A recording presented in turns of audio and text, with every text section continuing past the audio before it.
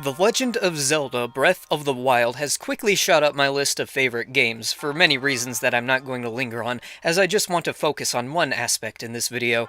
This aspect, I believe, has gone a long way to making and keeping the game fun, and yet it has received its fair share of criticism. I'd like to take a few minutes to look at this game's combat system, namely its weapons and their durability, and examine why these features were beneficial to my overall enjoyment of the game. In order to do that, though, I need to take a step back and take a quick look at two of my favorite games, Dark Souls and Bloodborne. To be clear, I'm not extensively comparing those games' combat and gameplay with that of Breath of the Wild, but I do think my experience with those games, specifically the transition from Dark Souls to Bloodborne, makes for a good analogy and informs my experience of Breath of the Wild. Let's establish my love for Dark Souls. I love Dark Souls, and given that game's popularity and critical acclaim, I don't feel the need to go into detail why.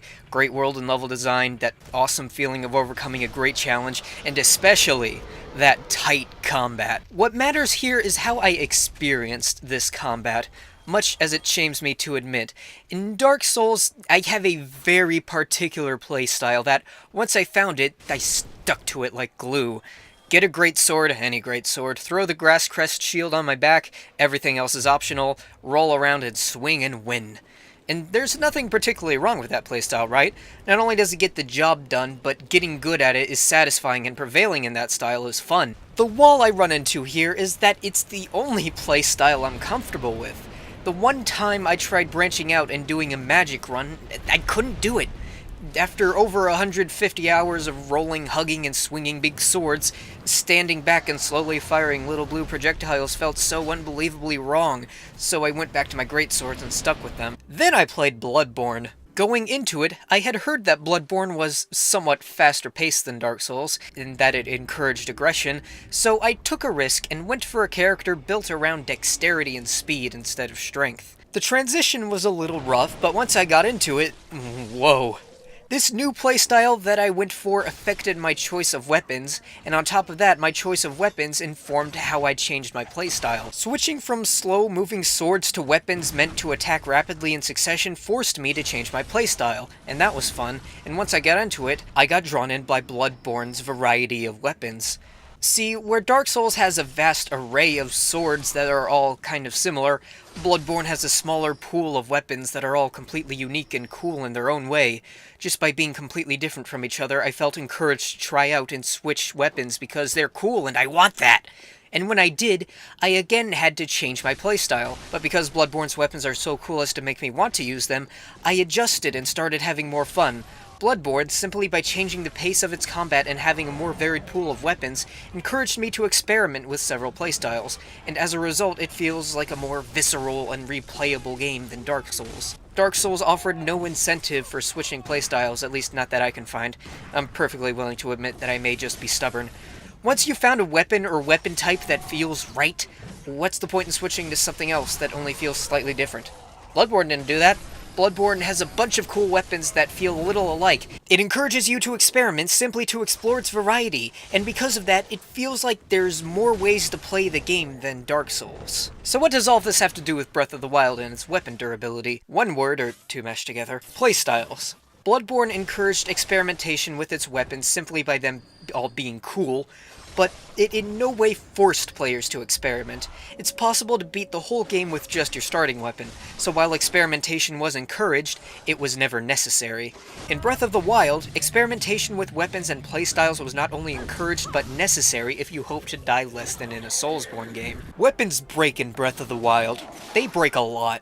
Many people don't like that because it prevents them from falling into a single comfortable playstyle during combat, but that's exactly why I like that feature. I can't Dark Souls my way through Breath of the Wild's combat encounters, I have to Bloodborne. The variety of weapons and powers at your disposal in Breath of the Wild, along with weapons exploding into smithereens every 10 minutes, means that it's difficult, if not impossible, to fall into a single playstyle and get stuck there. Instead, the shattering weapons force you to experiment with different playstyles in different ways. For one, a weapon breaking, by its nature, means you're forced to switch to another. If you, say, like broadswords but never try spears, and your last broadsword breaks and all you have left is a spear, you're forced to adapt to the situation, learn how to spear, or die. And if you find you like the spear, aren't you glad the game had you experimenting with playstyles? Another way the game forces you to experiment is, maybe you have a weapon you like and you don't want it to break just yet. You can switch to another weapon so your favorite doesn't break, which itself can have you try other weapons. Or you can mess around with your powers and the environment and try to find more creative ways to skirt through the combat scenarios without wasting your precious favorite weapon. In either case, the game is encouraging you, if rather forcefully, to think of more than one way through a combat encounter. Previous 3D Zeldas didn't really do that. In those games you had your basic sword, and in most cases, it was the most effective way through any given combat encounter. Even when you got the Master Sword, it still had the same moveset as the sword you'd been using up until that point. You could use bombs, maybe, or arrows, but those were finite, and the sword wasn't. It was always there and always effective, and there was little incentive to experiment with other playstyles. In that sense, playing those games is like my Dark Souls, where there's no reason to step outside my comfort zone of the swords that I'm either comfortable with or are so effective that why bother with anything else. If previous 3D Zeldas are analogous to my Dark Souls playstyle, then Breath of the Wild is analogous to my Bloodborne playstyles. For one reason or another, in both games I'm encouraged to experiment with and get good with different playstyles, and as a result both games feel more varied and replayable than their predecessors. Like, I love my Royal Claymore, right? But if I want to hang on to it, maybe I'll see if there's some exploding barrels around and shoot a fire arrow at them, or roll rocks down a hill, or try a different weapon.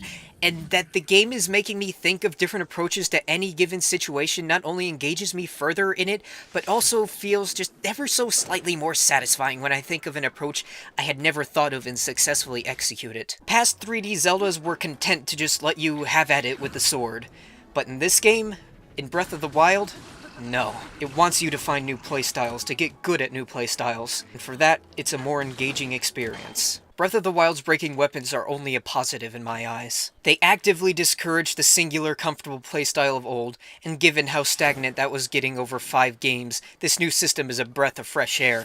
It's new and different and forces you to think about how you play and wants you to have fun and try something new. It's Bloodborne, and Bloodborne is cool. Therefore, Breath of the Wild is also really, really cool. The shattering weapons in combat aren't even my favorite part of the game. There's the beautiful world, how fun and relaxing it is just to run around and explore it, climbing mountains just for the hell of it, all accompanied by a beautiful ambient piano. But when that beauty is broken up by the occasional bout of excitement, having the game encourage you to make each bout unique only helps the game to stay feeling fresh across many hours of exploration. It's all really cool is what I'm trying to say. Thanks for listening to me talk about video games for a bit. I've got another video where I talk about a game. I also talk about Chinese cartoons a lot, so stick around if you want to hear more of that stuff and this stuff. There's more where this came from on its way, maybe, so I hope you enjoyed this. Stick around. I'll see you later.